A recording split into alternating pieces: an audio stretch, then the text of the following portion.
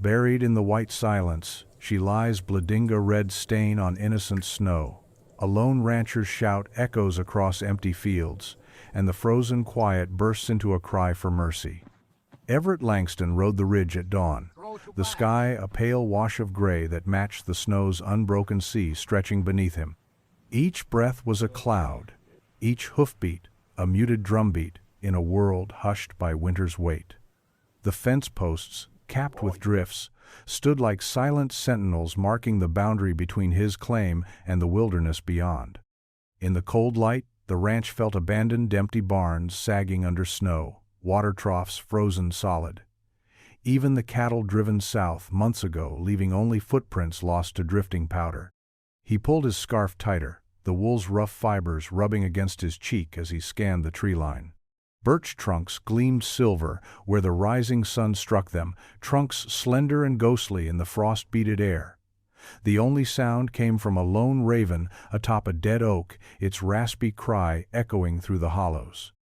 Everett paused, reins slack in one hand, heart tuned to the land's lonely rhythm. He'd ridden this ground for 20 winters, yet each storm remapped the world in shifting dunes, each thaw and freeze making a stranger of the landscape he thought he knew. As he urged the bay forward, a flash of red caught his eye beyond a stand of pines.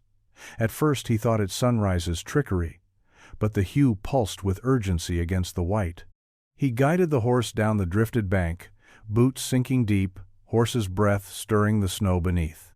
Closer now, the red resolved into fabric, perhaps a rag or a cloak's scattered across the rim of a shallow ravine.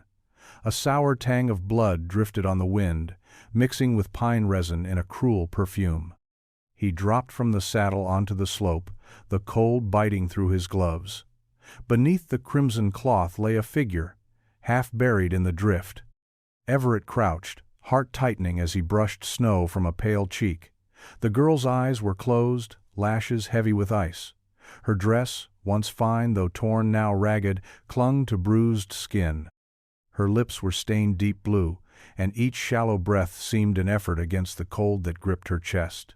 Adrenaline sharpened him. He swept her up in the weight of her limp body, the shock of her lightness reminding him of stories he'd heard, women snatched by outlaws, left for dead when they proved troublesome. He tucked her firmly across his saddle blanket, willing his horse onward. The world narrowed to the rhythmic crunch of snow and the desperate pulse beneath her coat. As he rode toward the homestead, the sky brightened, but the ridge's pale promise offered no warmth. Everett pressed on, each mile a race against freezing death. In that white expanse, he carried more than a stranger, he carried the spark of a life he intended to save. Everett half carried, half dragged the girl across the threshold of his cabin, the door protesting under a fresh drape of snow. Inside, the low-ceilinged room smelled of pine sap and kerosene. He settled her onto a wide bench piled with quilts, then struck a match. The drift of flame revealed her brittle form, ribs showing beneath skin gray as twilight, the wounds along her back raw and angry. He set a pot of water on the iron stove, its legs glowing cherry red. Steam hissed when he ladled sugared broth into a chipped tin cup and brought it to her lips.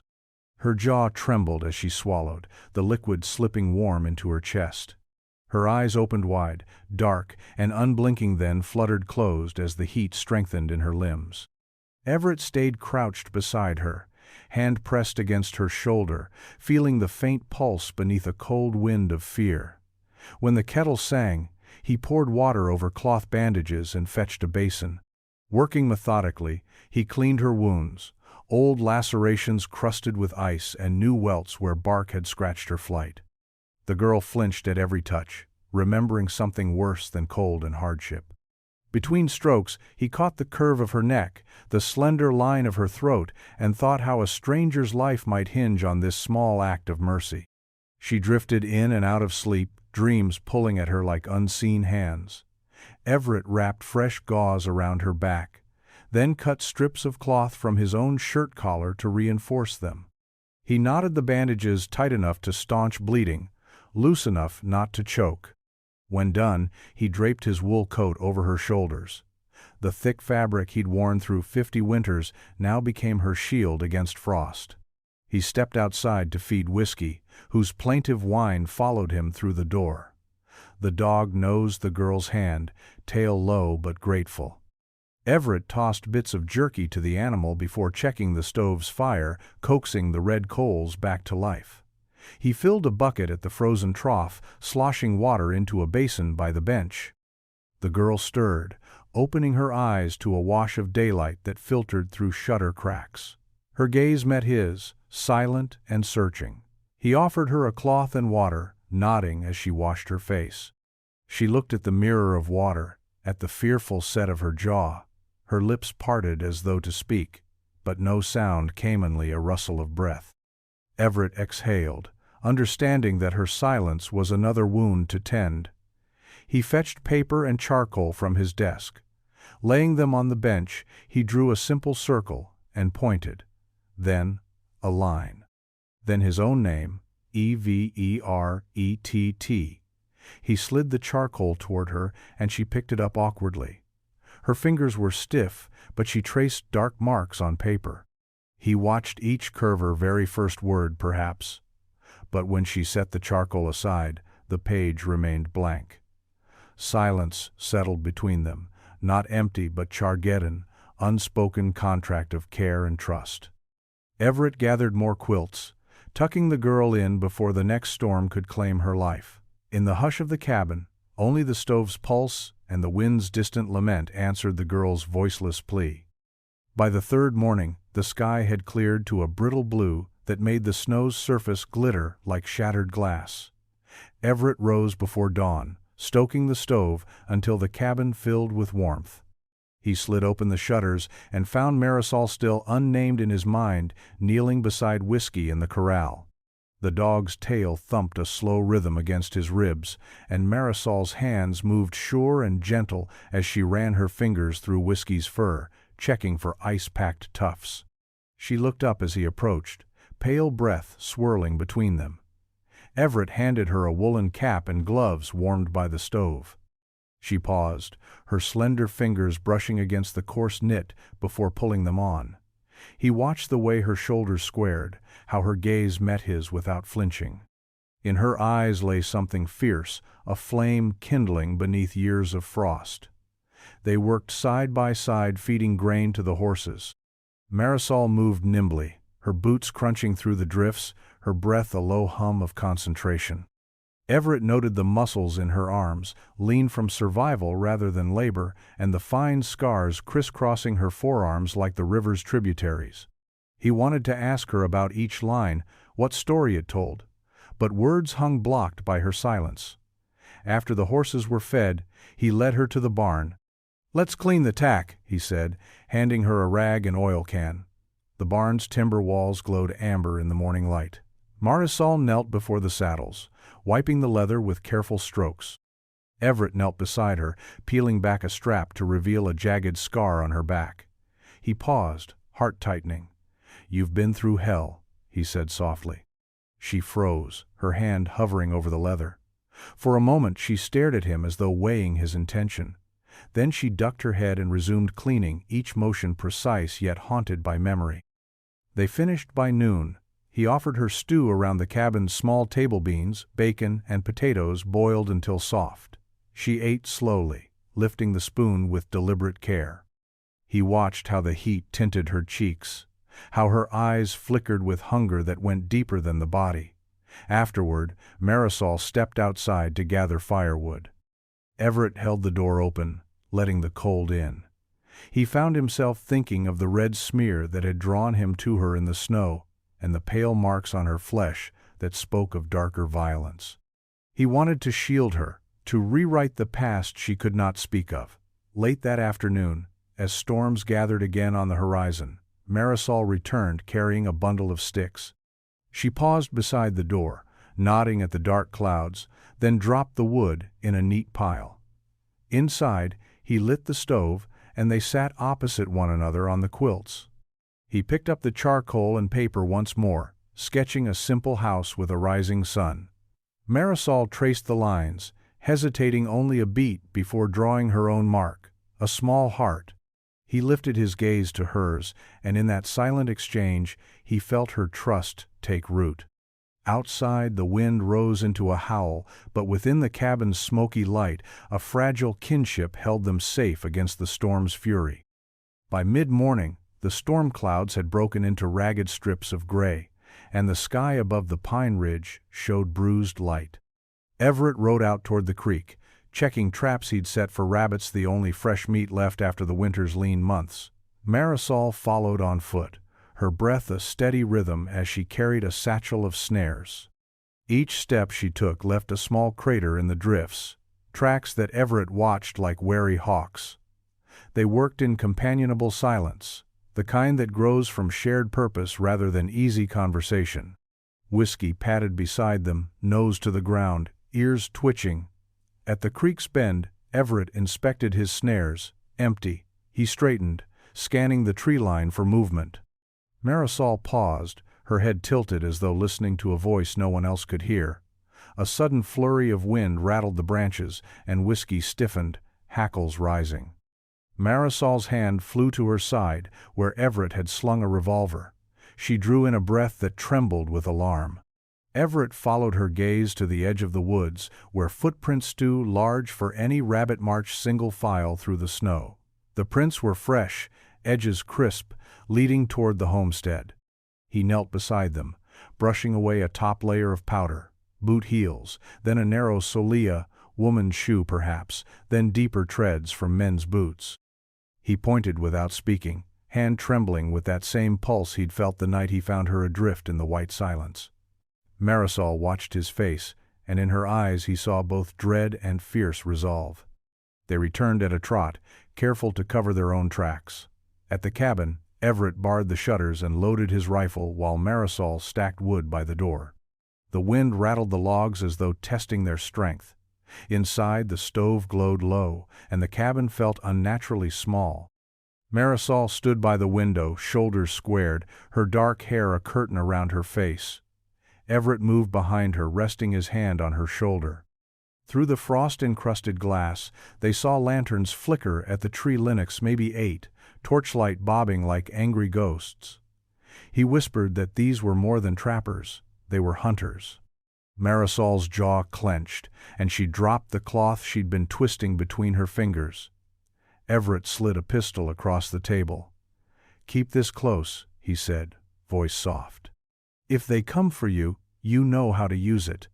She nodded, eyes never leaving the window. Outside, a lone raven swooped low, its cry swallowed by the wind. The torches edged nearer, their light slicing through the snow-draped limbs. Within the cabin's hush, the forest whispered promise of violence. Everett crouched beside Marisol, heart hammering like a war drum. Together, they braced against the rising threat, two souls bound by the unspoken vow to protect one another under the endless white. The lanterns drew closer, their wavering glow igniting the drifted hull of the cabin in sputters of orange light. Everett's breath caught as he peered through a shutter crack, counting 6 figures moving in a loose line against the snow. Each man carried a rifle, one held a lantern high to guide the rest. Beyond them, the pines stood silent, witness to the hunt unfolding in their midst. He straightened and found Marisol standing behind the stove, hands clenched at her sides.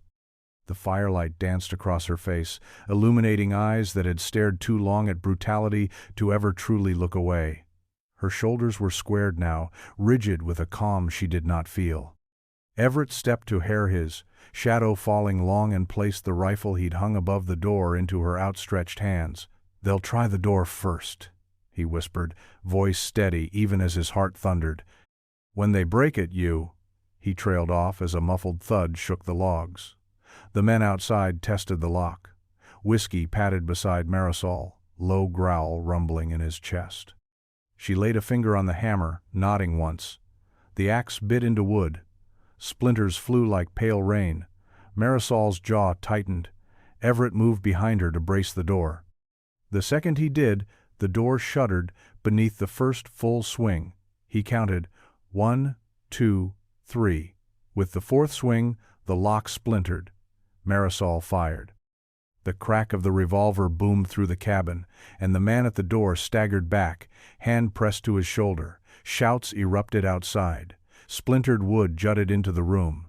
Everett grabbed Marisol's arm and guided her away, toward the pantry's narrow door. She ducked inside, holding the rifle like a lifeline. Everett bolted the pantry door behind her, and the dim interior swallowed them. Her breath rattled through the boards. He placed a finger to his lips. From outside came the crash of furniture against walls, the rasp of boots on the floor, barked orders in rough voices. Whiskey's growl climbed to a frantic pitch. Shadows flickered beneath the slats as a lantern swung close enough to sear the darkness. Every heartbeat sounded in Everett's ears like a war drum. He knelt, voice low. "Stay here. When they come through, you fire." Marisol's grip on the rifle tightened. Her knuckles whitened with determination. Beyond the pantry walls, the cabin shook under another blow, and the lantern light vanished as the intruders advanced into the main room's gloom. A crash the pantry door jarred beneath an arm. Everett pressed himself flat against the far wall, guiding Marisol to his side. She swallowed once, setting her jaw. The door buckled again. Everett met her eyes. "Remember, aim for the lantern. We'll draw them here." She nodded, a silent pact sealed in the dark. On the final heave, the door swung inward. Shards of light stabbed through the pantry's cracks. Everett and Marisol rose together, rifle and revolver blazing toward the intruding shapes. In that flash of firelight, two defendersone broken by past horrors, one hardened by hope stepped into the breach, ready to cast back the shadows at their window. The pantry door splintered under a final blow, wood shards spraying like shattered dreams. Marisol squeezed the trigger, the revolver's bark brief and bright. Outside, a man cursed in a low growl, then stumbled back into the doorway. Lantern light flooded the cramped space, burning gold across Marisol's tense profile. Everett pressed himself flat against the far wall, rifle at ready, breath caught in his throat. Two of Calder's men spilled through the opening, rifles raised. Marisol's second shot cracked. The nearest man jerked, clutching his arm. Everett stood, rifle swinging in a smooth arc. He fired into the shifting shadows, the report echoing off log walls. Whiskey lunged past him, teeth bared, fangs flashing in the lantern glow. The dog's growl joined the thunder of gunfire, a third weapon in their desperate defense. A lantern wavered as the men regrouped, voices sharp with pain and panic. Splinters drifted in the haze of smoke. Everett spotted a narrow gap between stove and wall, just enough for two. "This way," he hissed, hauling Marisol out of the pantry. She slid into his side, revolver still smoking. He pivoted, wrenching the back door shut against the assault. Splintered wood shivered under repeated blows. They bolted across the cabin, boots slipping on fresh blood, and snow tracked through broken glass. Everett swung open the side door into the Lentoit's walls sagging under ice. Snow fell in heavy flakes, hushing the fight behind them. He pulled Marisol into the trees, branches whipping their faces. The forest embraced them in shifting darkness, torchlight bobbing at its edge like vengeful eyes. Behind them, the door exploded inward, a cry of splintered oak. Everett didn't look back. He guided Marisol deeper into the pines, each step a battle against sinking snow. Bullets thudded into tree trunks, splinters spitting in their wake. Marisol's gloved hand clutched the revolver at her hip, barrel turning like a promise of return. They veered left toward the bluff, knowing Everett's traps would buy second spitfalls hidden beneath drifted branches, tripwires strung among stumps. At the edge of a frozen gully, he paused, breath ragged. Marisol pressed close, her face pale in the lamplight. His hand found hers, steady despite the fear that coiled beneath his ribs. A lantern bobbed at the bluff's rim. Calder stood framed by furious pines, black coat a stain in the snow. He shouted Marisol's name, voice hollow as the grave he'd dig if he reclaimed her. Everett squared his shoulders, rifle leveled. Marisol raised her revolver, resolute steel in her eyes. The forest held its breath. In that frozen tableau, two ragged defenders bloodied but unbroken faced down the man who had stolen so much. Snow drifted between them, each flake a silent witness. In the flicker of torchlight, Everett saw the weight in Marisol's gaze. Fear braided with fierce defiance. He nodded once, the signal passing between them. Then he squeezed the trigger. The rifle cracked, echoing like thunder through the trees, and the reckoning began. Everett and Marisol pressed against the bluff's rocky lip, breath white in the half-light as torches bobbed at the base. Below them, the woods stretched in tangled shadows, broken only by the flickering glow of Calder's men. The air was sharp with cold, and the metallic promise of violence. Everett's fingers curled around the rifle's stock, whiskey pacing at his feet, fur bristling. Marisol knelt beside him, revolver in hand, eyes locked on the approaching shapes. Each breath she drew came in a controlled hiss, as though she coaxed calm from the frigid air itself. Everett caught the steady rise and fall of her shoulders, the same resilience he'd seen days ago when she first rose to feed the horses. Now that strength was their bulwark. Below, Calder advanced alone, coat-tails sweeping snow. He stopped mid-descent, lantern held high like a challenge. The circle of his men widened behind him. "Give her up, Langston!" Calder called, voice clear even in the distance. "I don't want to spill blood in this drift." Everett's reply was measured, each word a steel blade. "She won't go back." He lifted his rifle, sighting across the snow. A figure at the edge of the line staggered, stepping on one of Everett's camouflaged pitfalls hidden beneath a thin crust of ice, then slipped, rifle clattering. A ripple of panic passed through Calder's men. Marisol rose, revolver leveled. "Stay back," she called, voice ringing through the pines. Her words carried more weight than any barrel. Behind her stood the man who had rescued her, who refused to yield. Calder's glare flicked upward, registering the quiet threat.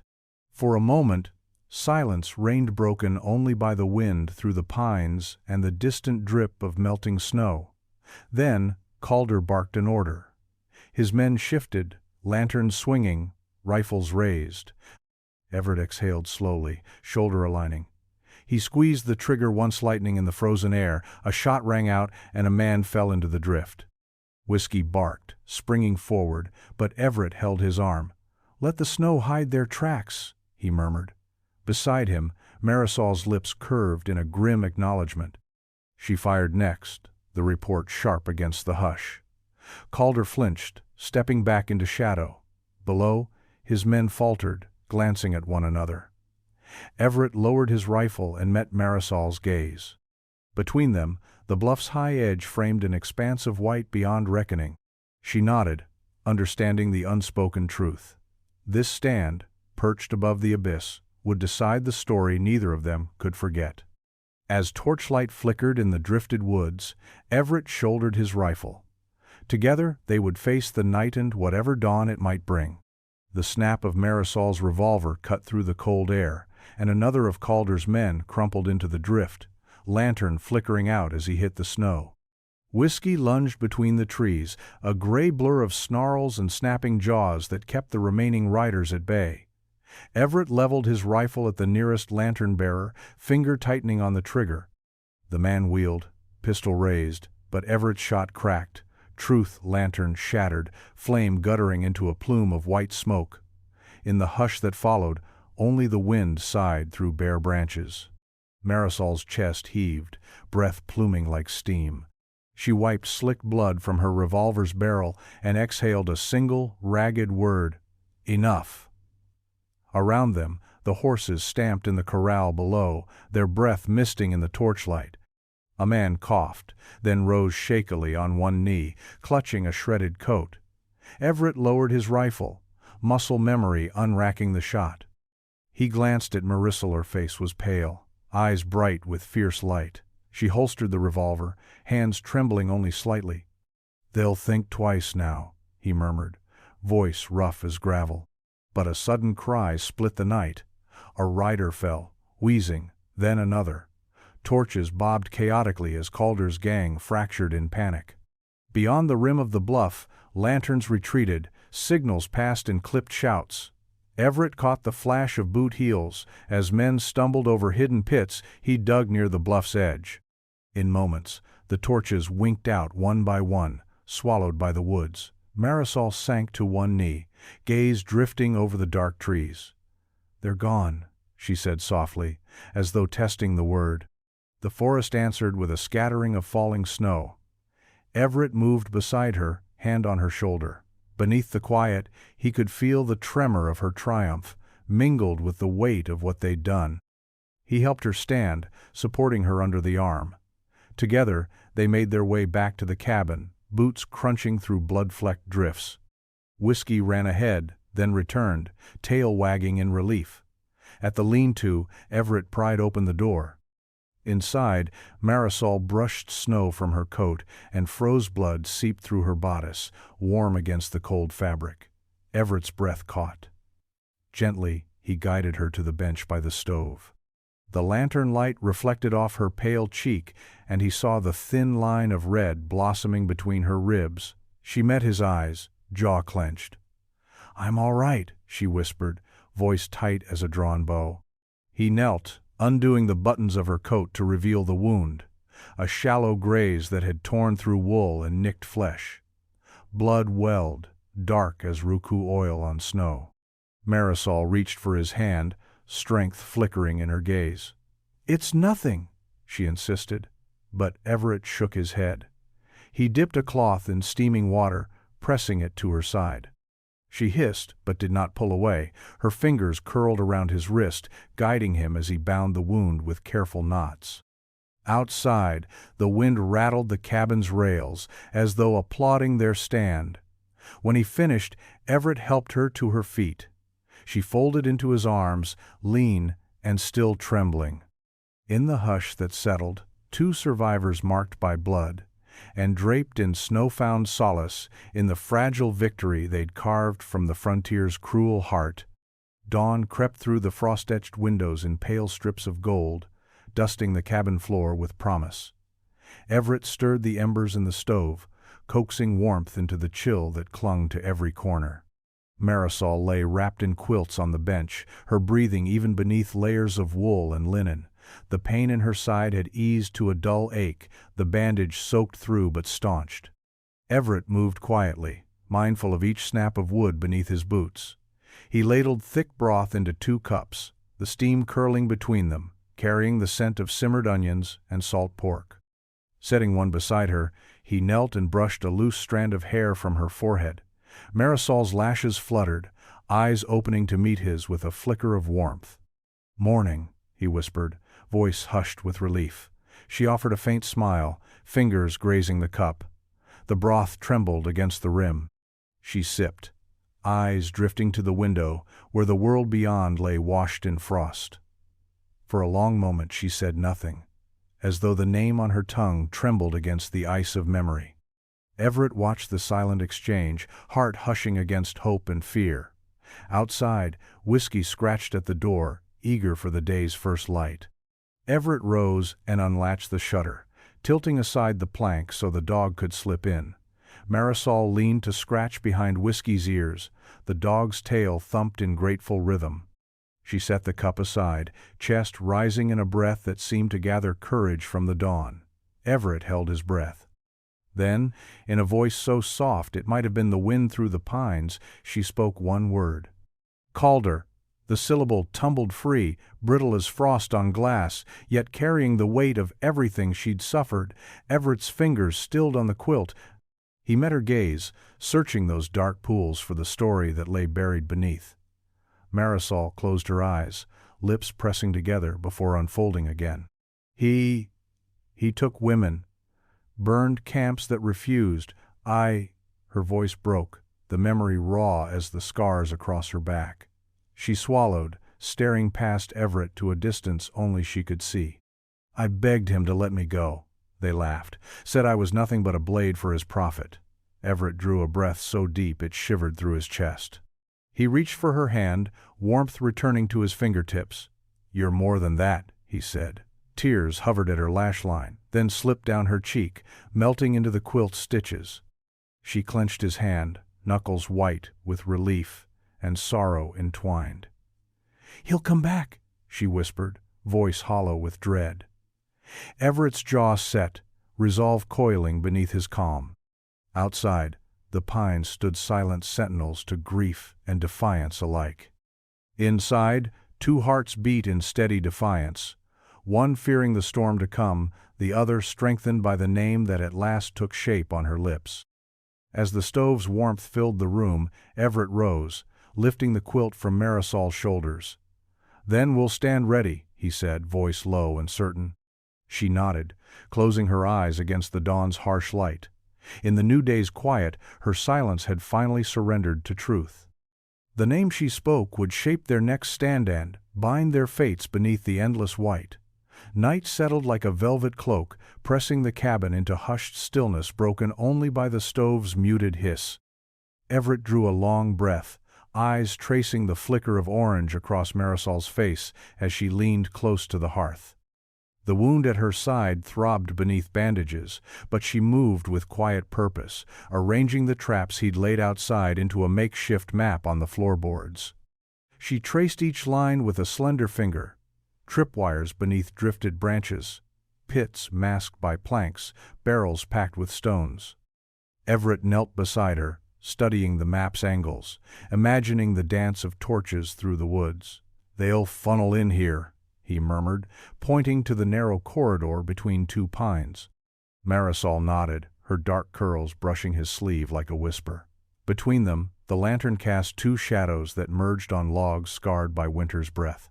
In that light, she spoke of the creek where she'd slipped her bonds, of the frozen water that numbed pain and memory alike.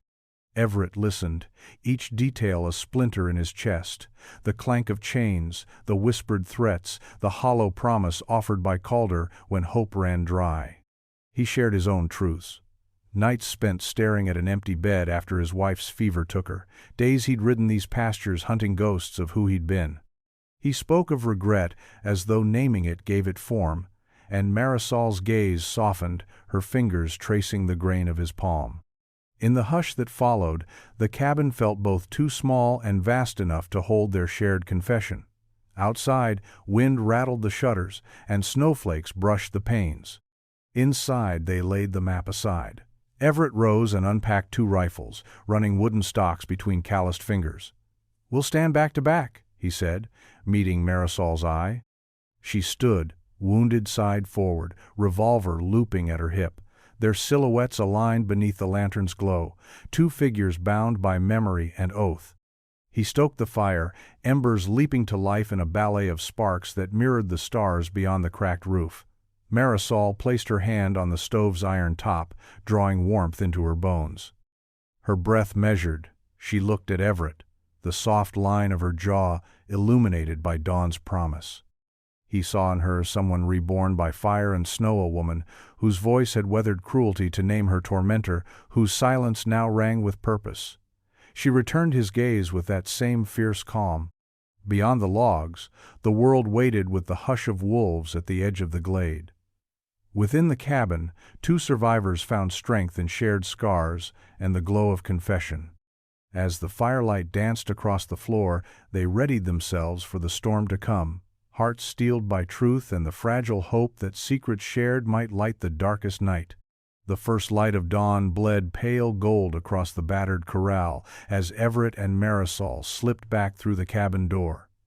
The air was so still it felt as though the world were holding its breath.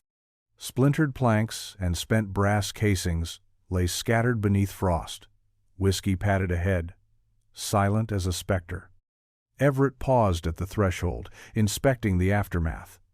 The collapsed doorframe, the smoldering embers of traps he'd set, the gouges in the earth where Calder's men had fallen. He holstered his rifle and turned to Marisol, finding her framed by the window's cracked glass. Her hair was matted with snow, cheeks flushed by cold and adrenaline. Despite the blouse darkened with her own blood, she stood tall, eyes bright with fierce relief. He approached gently, hand on her shoulder. "They're gone," he said, voice thick with wonder. Marisol nodded, gaze drifting to the blood-flecked snow where whiskey nosed at a fallen lantern. The dog's eyes met hers, tail thumping as though celebrating a hard-earned victory. Inside, Everett fetched fresh water and bandages, while Marisol watched him move with the quiet intensity of someone afraid to believe the fight was truly over. He returned, kneeling before her, and pressed a new cloth to her side. Her fingers closed around his wrist not in pain, but in gratitude. He tied the bandage firm, tucking her coat around her shoulders like a protective mantle. "Thank you," she whispered, voice husky with fatigue. He met her glance, tracing the arc of her jaw in the stove's flicker. "No," he said, "thank you for fighting." She drew in a breath, then turned her head. Beneath her shirt, a glint of metal caught the light. Everett's eyes narrowed when he saw the small silver locket strung around her neck, half hidden beneath bandages. He reached out and gently pried it open. Inside, a faded photograph. A smiling woman in a simple dress, hair pulled back, cradling a baby. On the reverse, a single name etched in looping script, Eleanor. Marisol's hand trembled as she closed the locket. "My mother," she said softly. She was from this valley. I never knew her name." Everett's breath caught. He swallowed, recalling the locket he'd once lost, the one his wife, Eleanor, had worn before fever stole her. The same photograph. The same name. He knelt beside Marisol, heart pounding as cold, and revelation coursed through him. "Eleanor was my wife," he said, voice cracking. "She carried our child when she died." His throat tightened. "I thought that child drowned in the fever with her." Tears welled in Marisol's eyes as the world tipped beneath them. "I escaped from Calder's men with only this," she said, opening the locket to show the photograph. "He took me from the camp, where he sold women. He said he'd raise me as his own." Everett closed the locket gently, his fingers brushing hers. "My daughter," he whispered, disbelief and awe warring in his gaze. "You're my daughter." Outside, the sun broke free of the ridge, spilling warmth across the snow-shattered corral. Inside, two survivors, father and daughter, stood on the threshold of a new life. Marisol's tears slipped free, and Everett wrapped her in his arms. The violence of the night fell away, replaced by a fragile, hard-won peace. In the hush of dawn, the cabin's scars felt less like wounds and more like milestones, reminders of the darkness they'd faced and the light they'd chosen. Together, they would mend not only the land, but the broken threads of a family pulled apart by cruelty and time. The frontier lay vast around them, but in that moment, the only expanse that mattered was the space between a father and the daughter he had thought lost and had now found at last beneath the endless white.